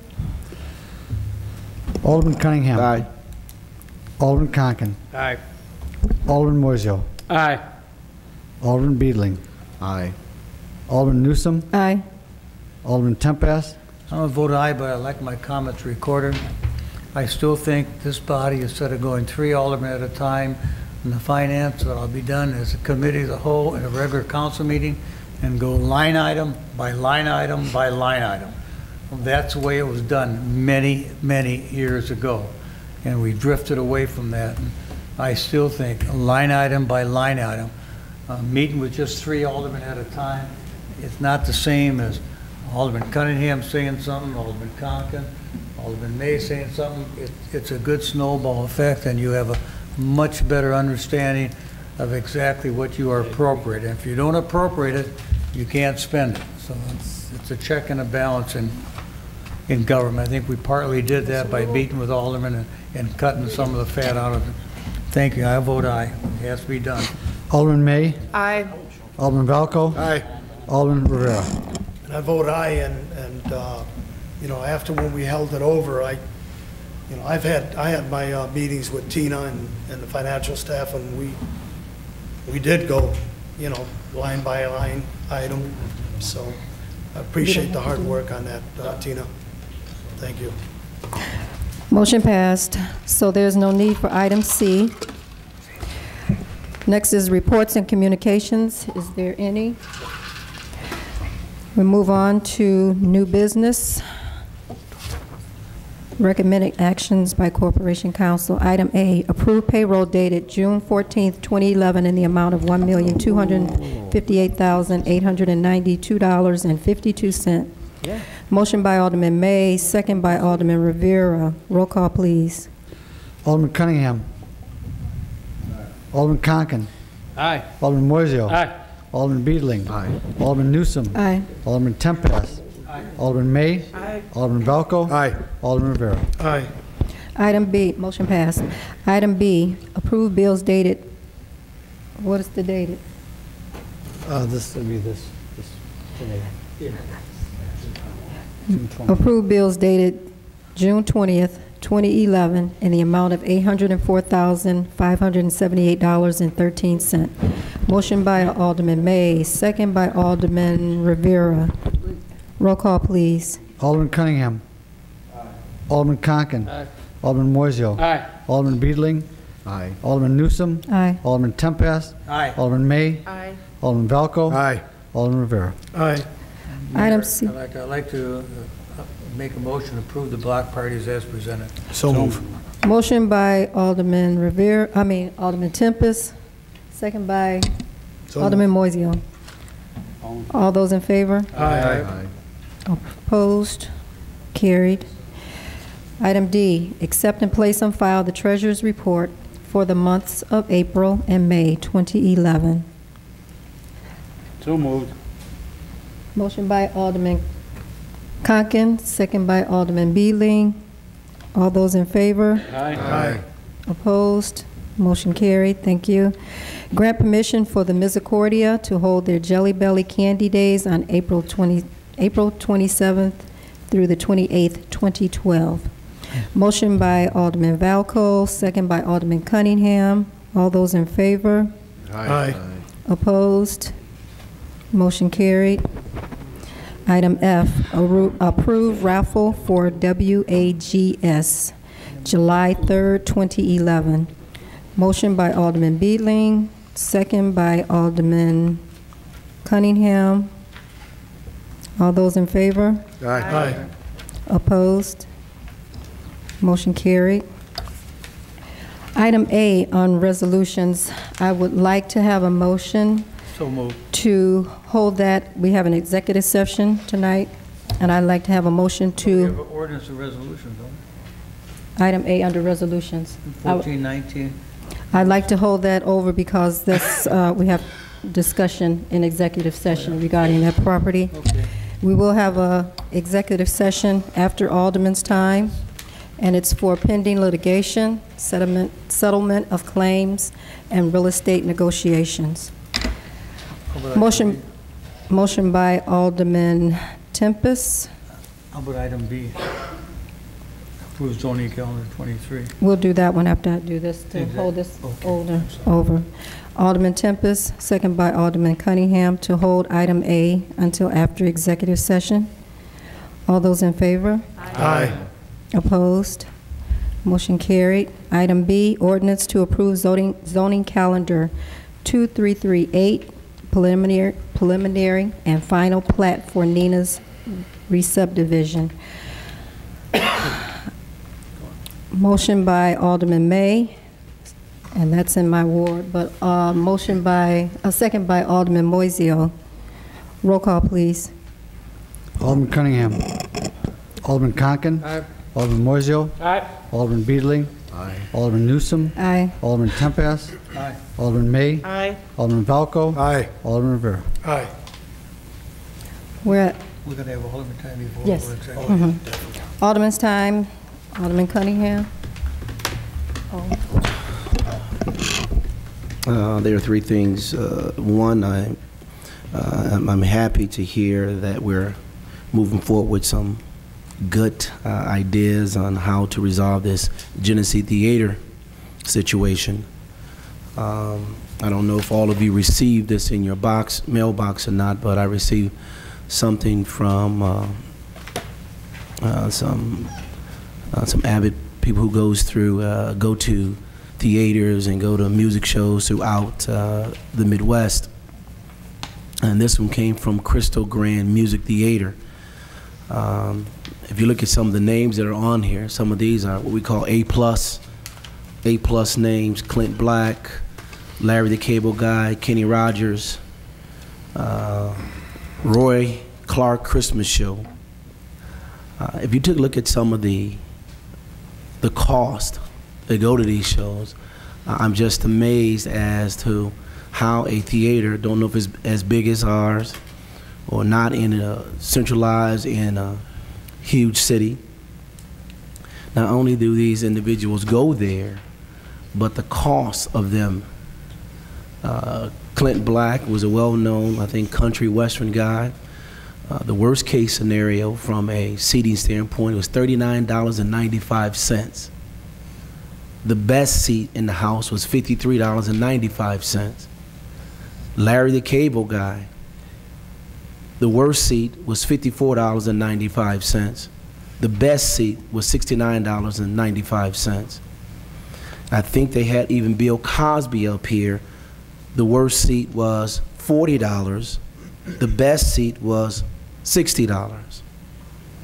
It is astounding how this theater, typically it's probably smaller than ours, can come up with some great names. And if you look at the dates and times they're going to be coming, what we call A-Act names, they're able to come there, charge a minimum price where people can afford them. And here is our theater in between two metropolitan cities. And when similar names come here, these prices are doubled. So, Mr. Chairman, I commend you on the job you're about to get into, but I caution you that these are the kind of things that we're going to have to look into and make hardcore decisions as to who we want to actually run our theater. Second thing is, someone said tonight, and sometimes I agree with him and sometimes I don't. Most of the times he's beat me up, but it's part of the job. Mr. Trainoff talked about the special events ordinance, and I agree with you. I think the special events ordinance has really gotten out of what the spirit of what special events is. Some call it special events, I call them block parties. These things are what neighbors and people try to do just to, you know, come together. I heard the words tonight about the Genesee Theater, bringing this group together, bringing that group together, so we have some continuities. Well, this is what block parties or special events, as they're so-called called today, that's what they're supposed to do in our communities. We have really taken that away, and you got to have this. If you don't have that, we need this.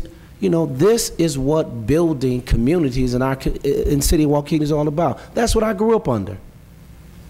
We really need to rethink exactly what we want to do with these special events. A simple block party now is called a special event. That doesn't make sense. Let folks do what they do. This is the summertime. This is the time to be neighborly. We spend more time telling them no, you can't do something, than enough time telling them yes or giving them ways in order to achieve that goal.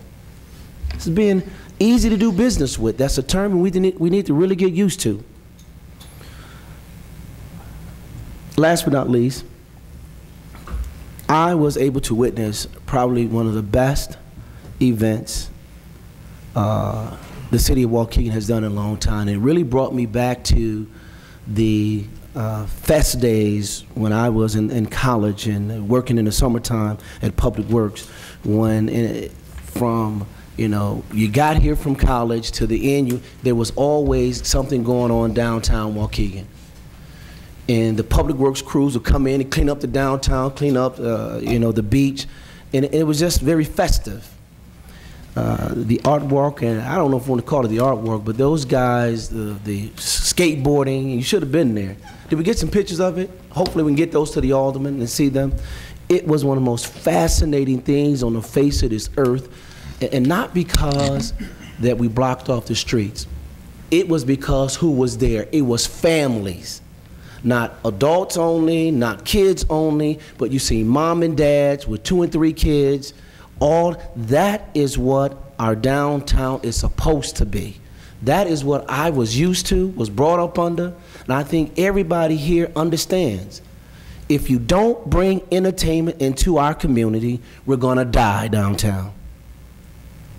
It must be massaged and nurtured the same way we're doing the Genesee Theater. The same energy and the passion that we put into this, revitalizing this Genesee Theater, we should be putting that into our downtown and bringing entertainment down there from the end of May until it gets cold outside. Bring it downtown. It was beautiful to watch. You talking about little kids on skateboards. I wouldn't do that, and I didn't do that when I was growing up. But they enjoyed themselves. It was just them in the world. If we don't get better at bringing families to our community, and by the way, it wasn't a whole lot of Waukegan families, it was people from the outside, and you should hear the comments that were coming. I love this. I don't know who said Waukegan was bad to go to. Those are the comments that I was hearing, and I walked around and I intentionally heard exactly what people were saying. You cannot be afraid of entertainment if you want our city to grow in the downtown area. You must massage it, get better at it, and be friendly with it. Friendly. The word is easy to do business with. If you better get used to that term if you plan on being successful. Thank you.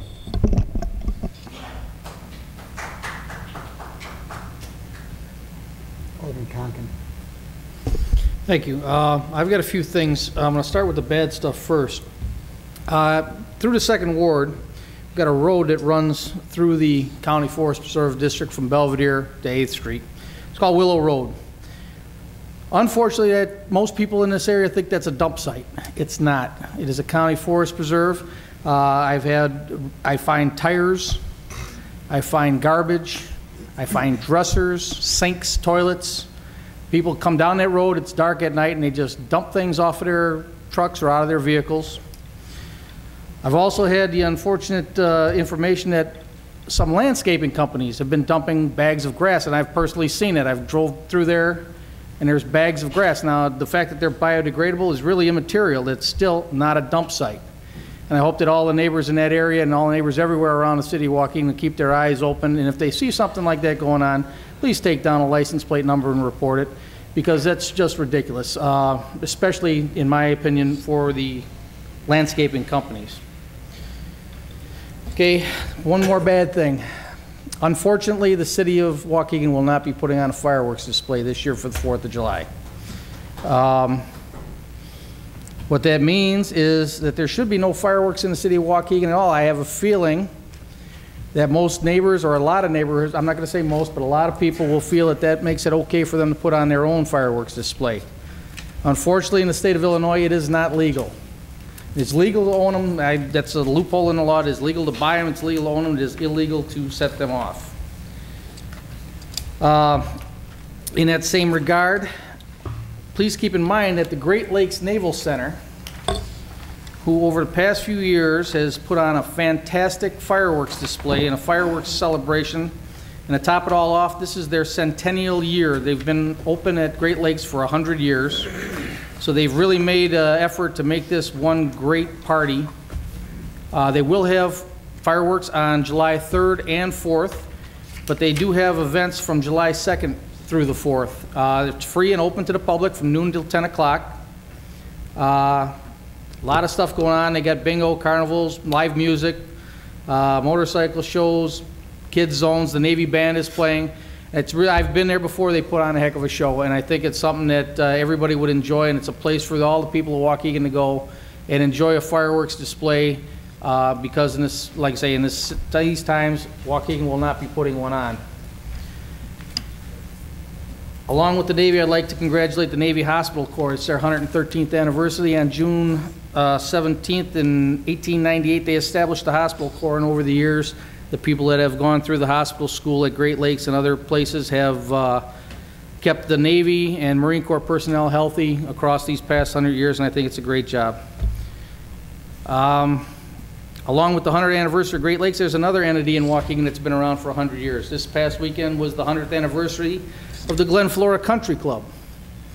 I was lucky enough to be invited to partake in their anniversary dinner.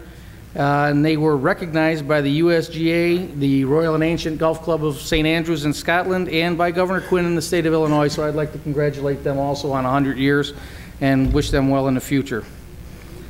I believe that is it for me. Oh, one other thing, I'd just like to mention that the grass is very high in our city. So if something to keep an eye on and make sure that we're cutting our grass and making sure it's trimmed, and that's another issue for the fireworks. If the grass is tall and fireworks sparks come down, and we might have fires that we really don't want. So that's something to keep an eye on. And Chief Greathouse, if you'll see me before the end of the day, I have something to talk to you about. And I'm good. Thank you. Alderman Moiseo. I echo Alderman Cunningham's comments about entertainment. I think that is our niche for downtown. I think we need to get that going. Sometimes you have to find a niche, either in business or a city, but I think arts and entertainment should be our niche for downtown, and I think we need to keep going down that road. I think that was our idea with Art Space and everything else we've tried to do, so we just need to keep doing that. Don't turn any artist away. Don't turn almost any entertainment away. To say that, because if I say any entertainment, you know, God knows what comes out of the woodwork, but just about any entertainment. That's the good stuff. The bad stuff, vacant homes, we know we have them. I get a phone call a day about grass. We don't, you know, there's not, I mean, we're stuck. I don't think people understand sometimes. I mean, just 10 North Sheridan Road, how long did it take us to find out who owned that? And they don't even have a grass problem. But sometimes it takes city staff forever to find out who owns a home, because you get the runaround about it. One thing I would like, and I don't know if city staff even has the time to do it, Dave, but at least by ward, in my ward, I'd like to get a list of the homes that we know that are vacant so that we can keep an eye on them, because I think sometimes also, if the neighbors are cutting the grass, we might not know they're vacant. I have a couple homes where the neighbors are cutting the grass. The only way you do it is if you go back in the back and the grass is like this. So I think we, as an effort, that way if a resident calls me and says, hey, you know this home is vacant, I can look at a list and say, yeah, I do think it is or not. And Corporation Counsel, I know we have the ordinance. Are we having any success going after banks and whatever else of getting them to, because my thought all along is nowhere in this country does somebody not own a piece of property. Somebody owns every piece of property in this country. If you own it, you're responsible for it. I don't care if you live in Germany, you're responsible for it. So Corporation Counsel, can I defer to you on that quickly? The list of foreclosed homes is in Ann Lynn's office. Okay. Oh. She's the one who maintains that list and enforces those ordinances. If Ann is here, she could probably. Dave, do you have some information on this for us? Thank you.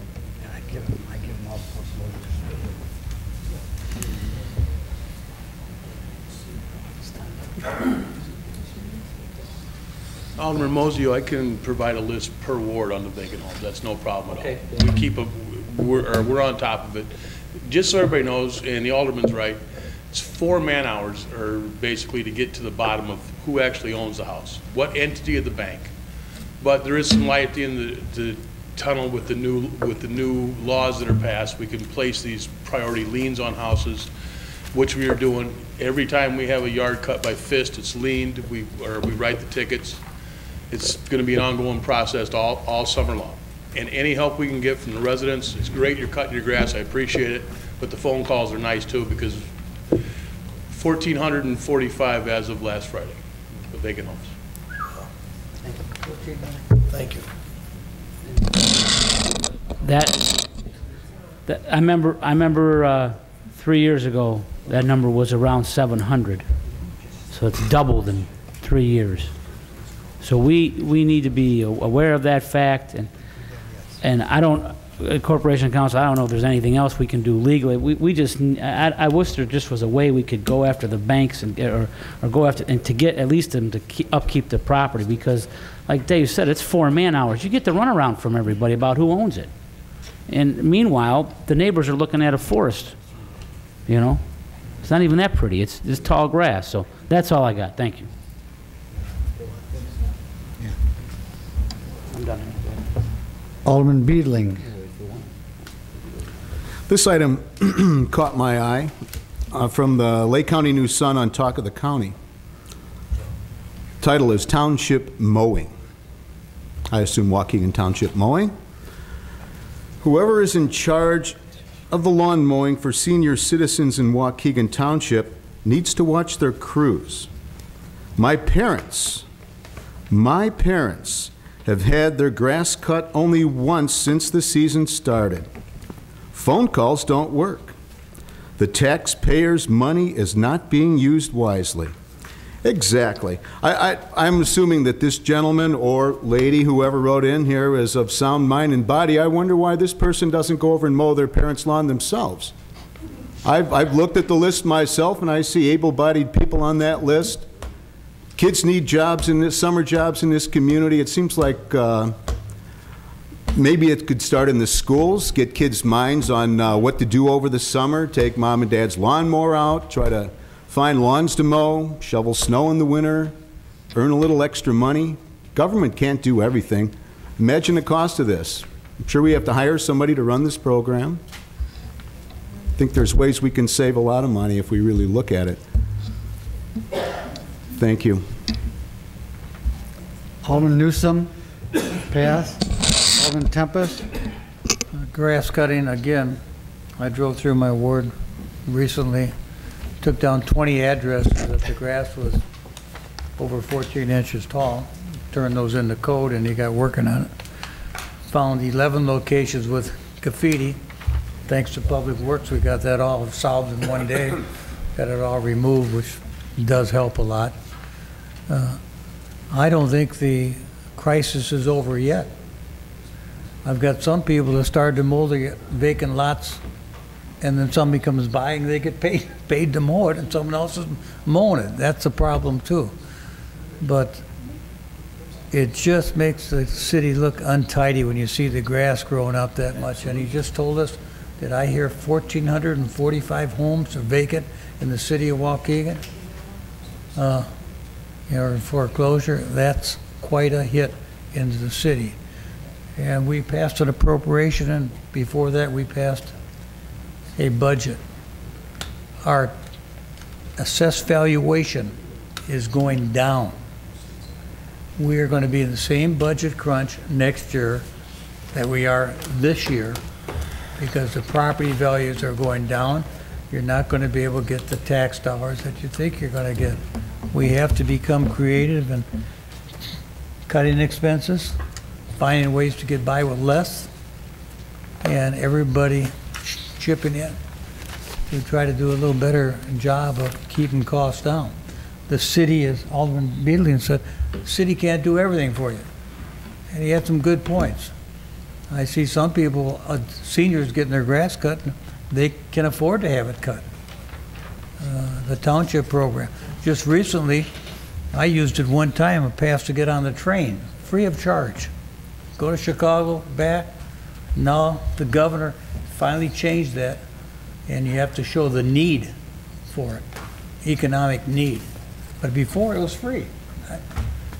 We just need to look at more careful. And again, next year, I hope our finance department can come to this body with the whole council. We go line item by line item on the appropriation ordinance. I believe that's the way to go. The public will know better where their dollar is going. Also, if you do it in front of the cameras, line item by line item, where the money is being appropriated. I think it'd be eye-opener for a lot of people, and it's something that we need to be more diligent and people understanding a little better of the process. We understand it pretty well, but the public needs to understand it. Thank you very much.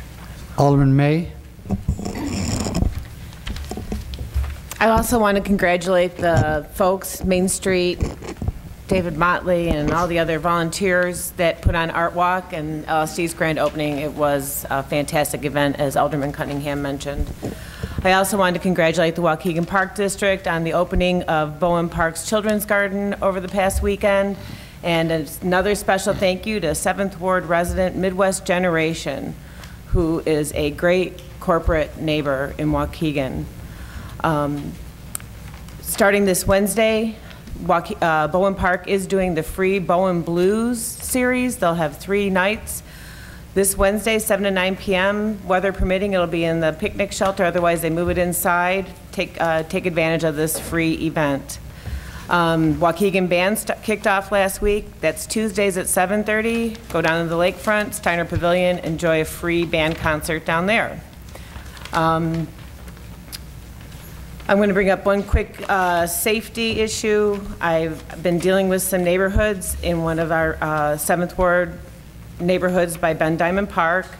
There was an accident and a little boy was hit by a car. He's okay. Flight for Life was in on that one too. Just want everyone to think about safety. When you're cutting through these neighborhoods and you're going 40 miles an hour because there's no stop signs, what if it was your kid or your grandkid out there on their bike? Parks and school's out. These kids are on the street. I really encourage everyone, please, slow down, open your eyes, and watch for these kids. Police department's been great, and we've been working with these neighbors to make their neighborhood a little bit more safe for the children. So thank you very much to the chief and his people. The final thing I want to say is I want to express my condolences to the friends and family of Craig Hennigan. I've only had the pleasure of knowing Craig since the last few years. I think I met him in 2008. But Craig was a community activist and a community leader. He truly loved Waukegan, and he gave hours and hours to promoting and saving Waukegan's neighborhoods. And so I just wanted to take a moment to recognize the passing of this great citizen. That's all I have. Alderman Valco. I'll pass this evening, sir. Alderman Rivera. Thank you. Graffiti, that's a huge problem in the city, especially when you're traveling down the main streets going into the city, particularly Washington Street.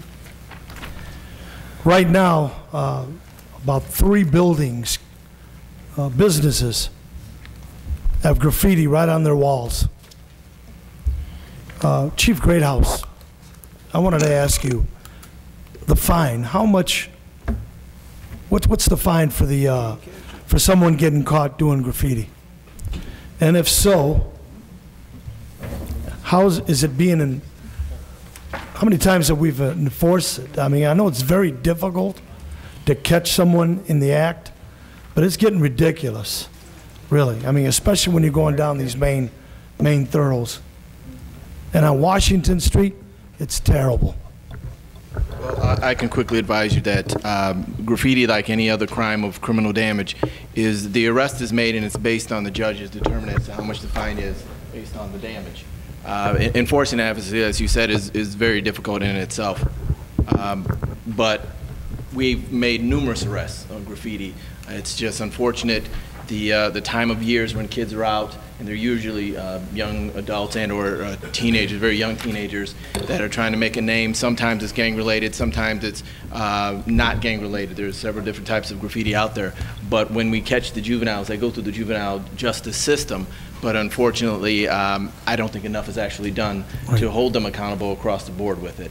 It is a problem that we're addressing, and it happens every season. But the key is obviously to let us know as soon as possible it's there, so that Public Works, somebody can have it removed. Yeah. That's the key of dealing with graffiti. Well, if you can check it out, I mean, you'll see it. They're fresh, you know, black marking, you know, gangs, you know, I mean, it's terrible. You'll see it. It's between Lewis and Washington to Buttrick on the south side of Washington. And then Wayne, we're still going to have the 4th of July parade, correct? The Park District will pay for the parade again. We have the funding for this year, but not for next year. We're trying to look at different avenues to bolster our revenues so we can provide the parade again next year. Right. So we are going to have the parade, and it's going to be obviously Sunday, July the 3rd, correct? And we'll still have the party in the park afterwards at Brown Park, yes. All right. And then finally, I'd like to congratulate our City of Waukegan Fire Department. You know, those are true heroes, no question about it. Their quick response, their leadership, you know, just I'm so glad that we have one of the best fire departments in the area. So I want to congratulate them too. And also, I mean, I'm a big-time supporter of Art Space, of the Art Walk. I wasn't able to show up this weekend because it was my birthday. So, you know, so that's the reason why I wasn't there. But I'm a huge supporter of it, and I hope everyone goes down there and supports it as well. Thank you. Madam Chairman, may I make one other comment, please? Hold on one second. Go ahead, just go ahead. Okay. Alderman Conkin? I just wanted to make sure everybody knew that since the 4th of July is on a Monday this year, we will not be meeting until the 5th on Tuesday. Just to remind everybody that if they want to come to the council meeting, it's Tuesday the 5th. Thank you. Motion by Alderman Moiseo, second by Alderman Tempest to go into executive session. To discuss pending litigation, settlement of claims, and real estate negotiations. All those in favor? Aye. Opposed? Come back into regular set. Got to. I'm rolling. I'm rolling. I'm rolling.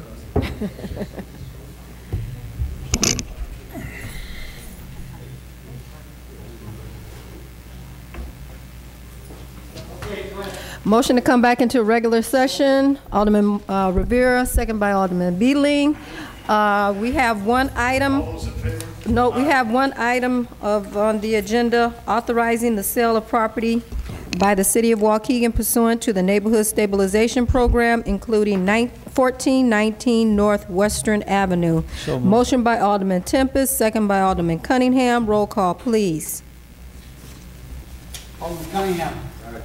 Alderman Conklin. Alderman Moiseo. Alderman Beedling. Aye. Alderman Newsom. Aye. Alderman Tempest. Aye. Alderman May. Alderman Valco. Alderman Rivera.